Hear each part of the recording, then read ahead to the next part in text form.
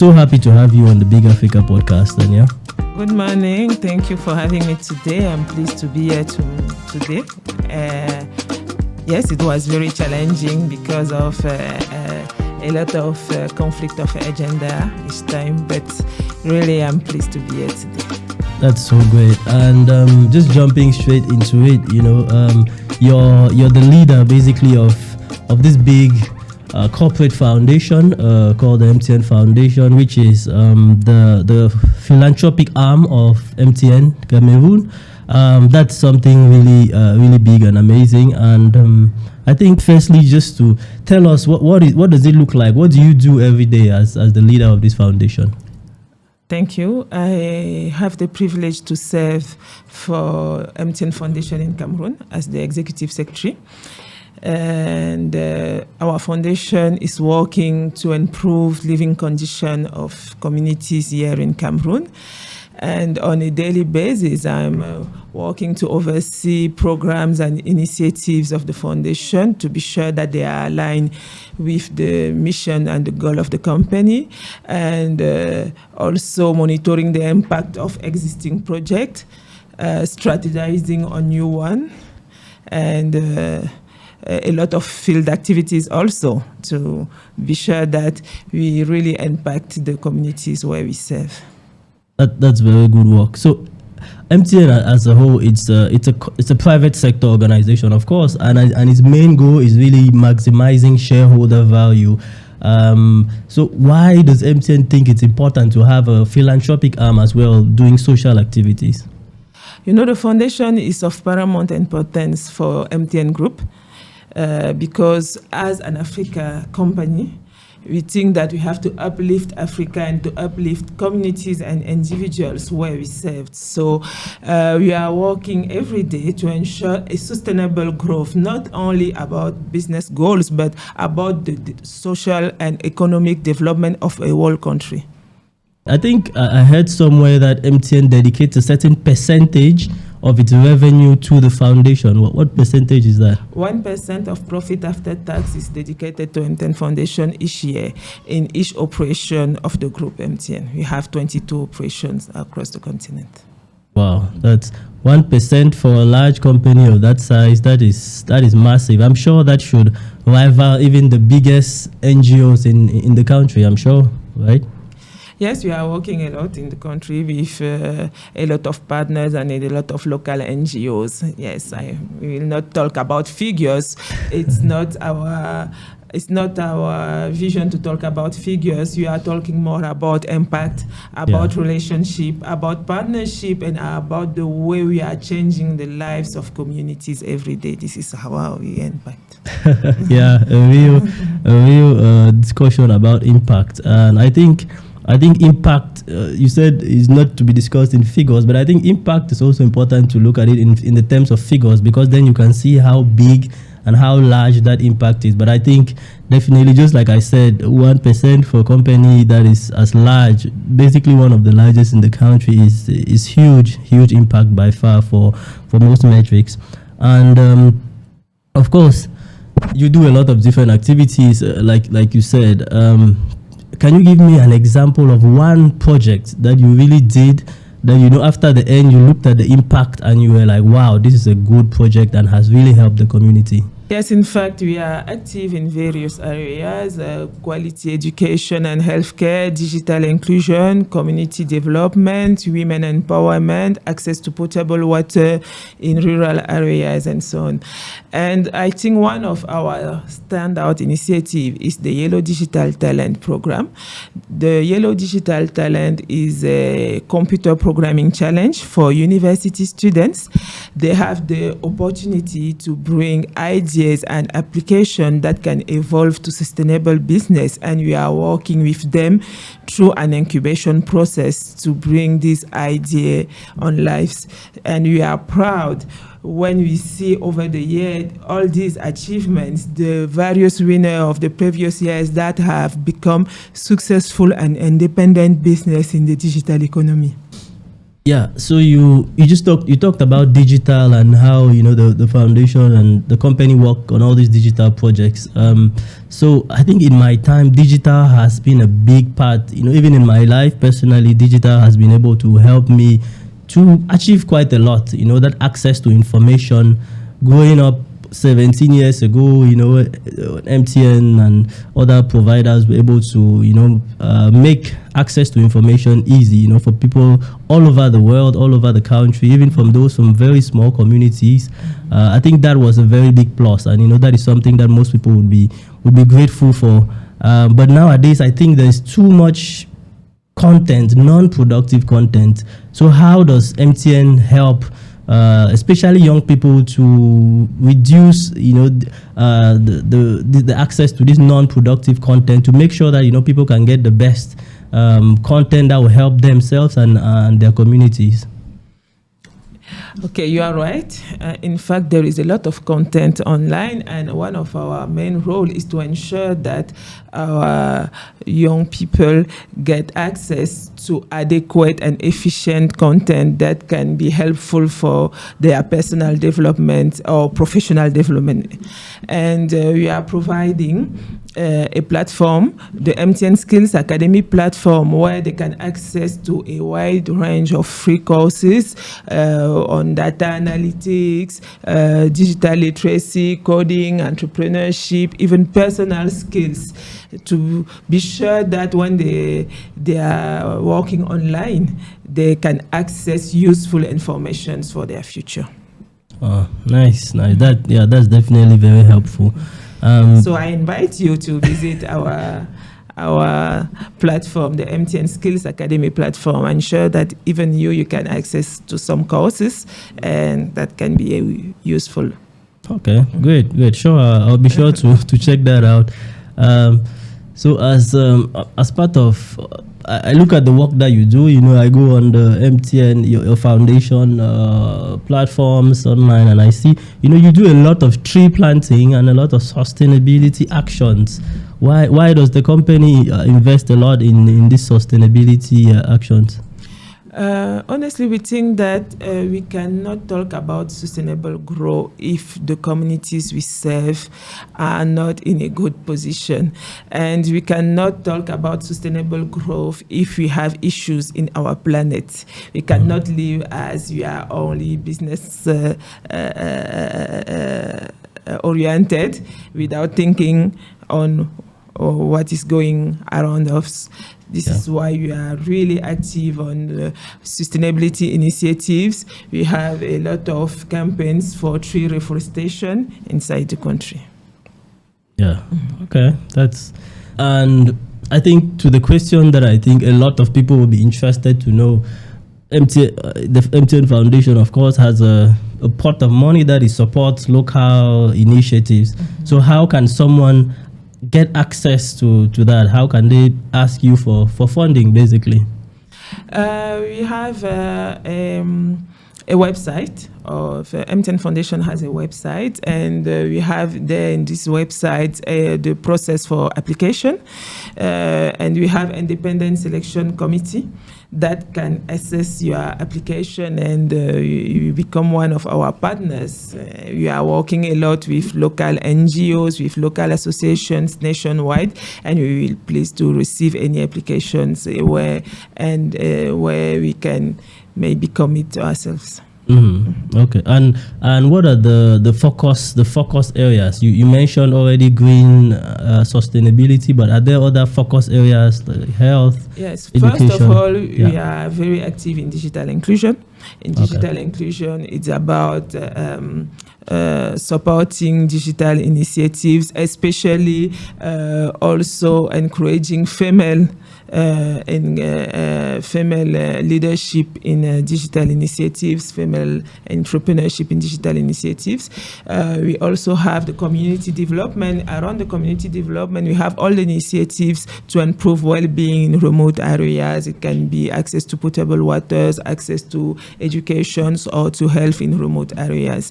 So So, and then we have all these sustainability initiatives with tree reforestation, especially in the north and far north regions where we are the most active in this area. That's a lot. Sure, I'm sure people that are interested in this would be happy to take you up on that. But you touched on something that I think is really important, and is female leadership. Women entrepreneurship, women leadership in organizations. So for you as a female leader of such a large organization, what does it mean to be a female leader, and what advice can you give to other young women, other young women that are looking to come up, follow in your footsteps, and also do great things?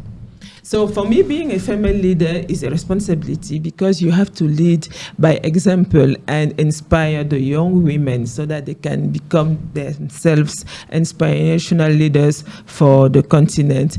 And as an advice, what I will say to these young women is to keep learning, learning, because they should be well prepared when opportunities arise.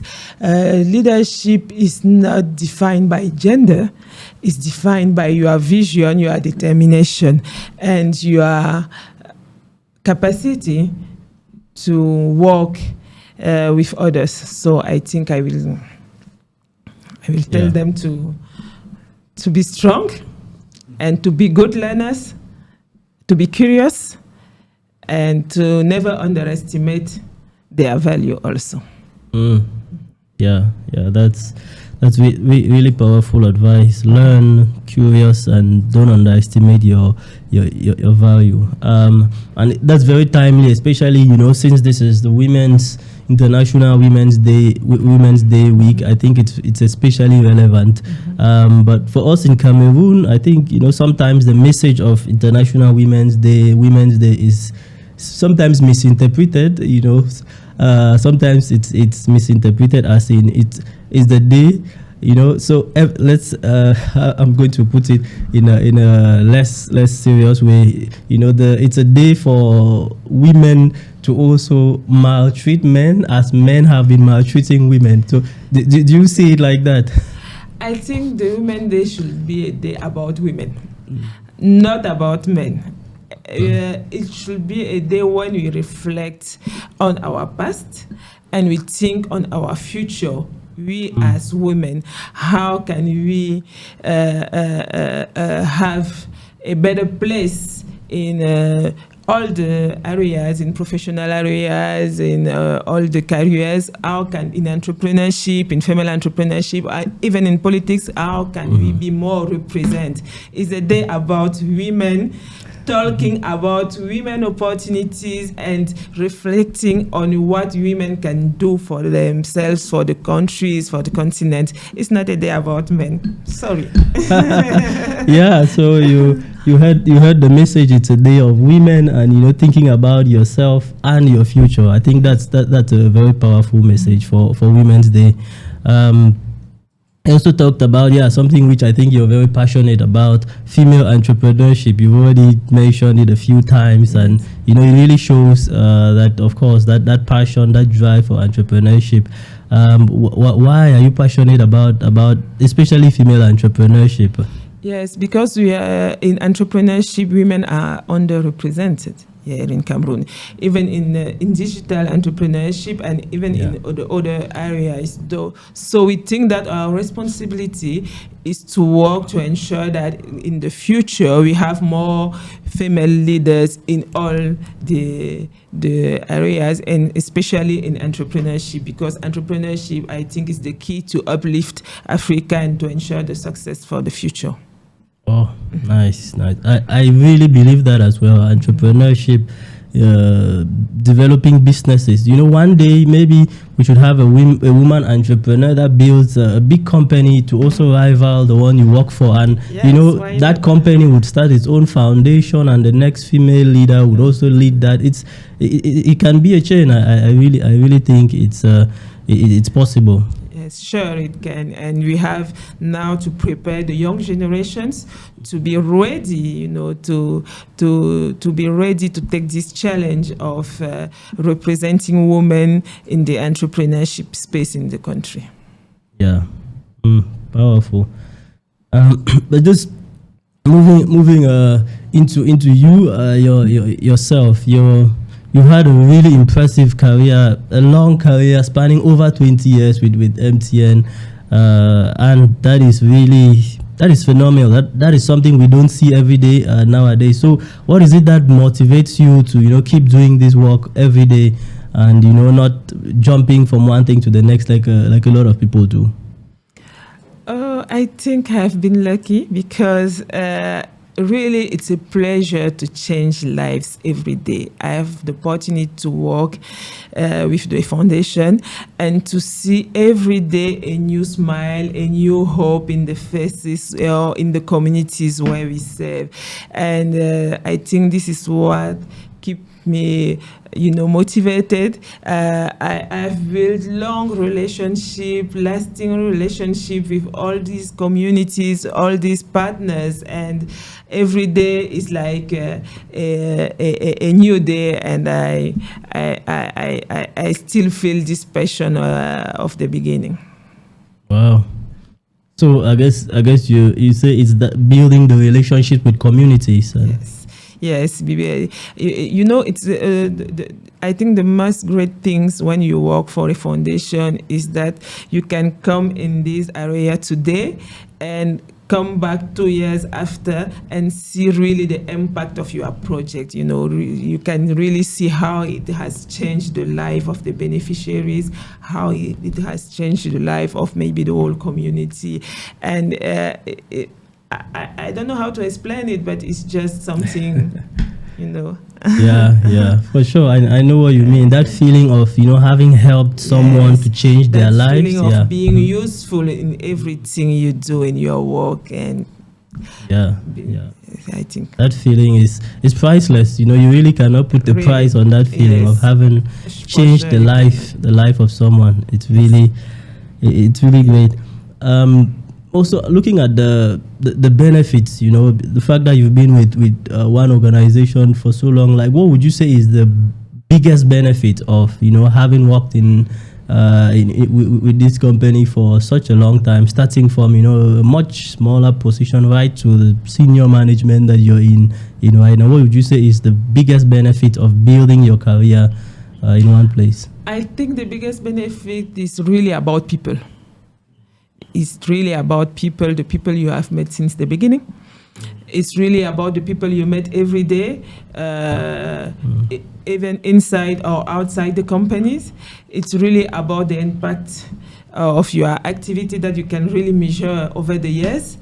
And it's really also about how you see yourselves now compared to when you started to work at a very young age. So I think it's really, I'm proud of working for a great African company who has helped me to develop myself and to become what I am today.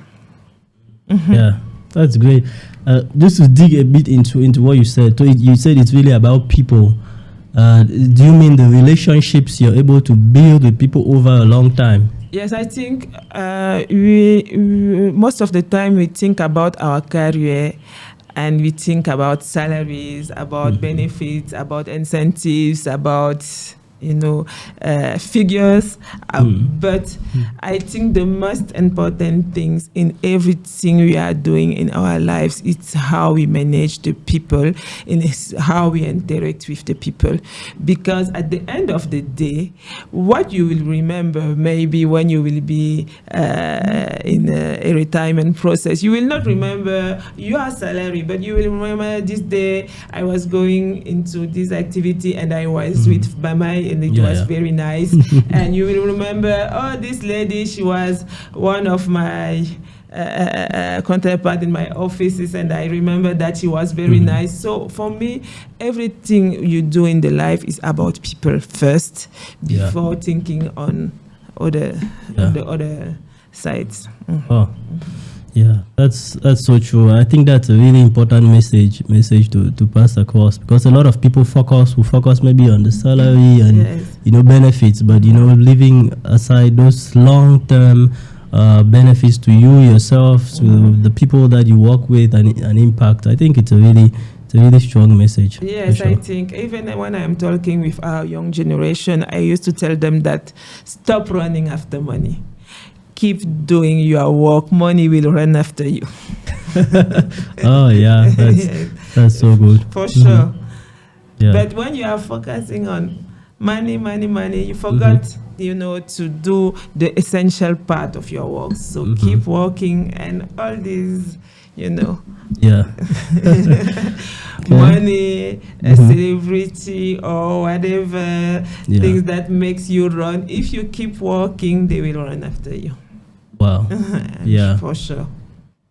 That's building your value, so those things chase you, and Yes. they come after you. Yes. That's powerful. Thank you for sharing that. Just looking at coming back to the foundation. I know you have a lot of exciting projects that you have planned for the future. Where do you see the foundation going, and working with different people? What future projects are you most excited about that you have planned? Talking about the future, one of the most exciting upcoming project of the foundation is the construction of a digital hub in the town of Douala. We are doing it with in partnership with UNDP. And I think our ambition is that it should be one of the most greatest in the Central Africa, not only in Cameroon. So you can feel that I'm very excited about this partnership, and we hope that going forward we will be able to set up this hub. And one of the main focus of this hub will be also to promote the female entrepreneurship in the digital economy, as Ali said. Yeah. And maybe to conclude, I think that the foundation will maintain its position of trendsetter in the digital economy in Cameroon. It's our challenge, and we keep working for that. Yeah. Okay, that's good. You mentioned trendsetter. I guess you're referring to the fact that the MTN Foundation was one of the first corporate foundations to operate in the country. Yes, not one of the first. The foundation was the first corporate foundation established in Cameroon, and after more than 2 decades, we are happy to see a lot of other foundations, because you know that we need a lot of active key players in the corporate social responsibility, because the needs are so large, and it's good to see all the other foundations, and we are working a lot with the other foundation, the other private foundations, to ensure the well-being of the community of communities in Cameroon. Yes. Wow.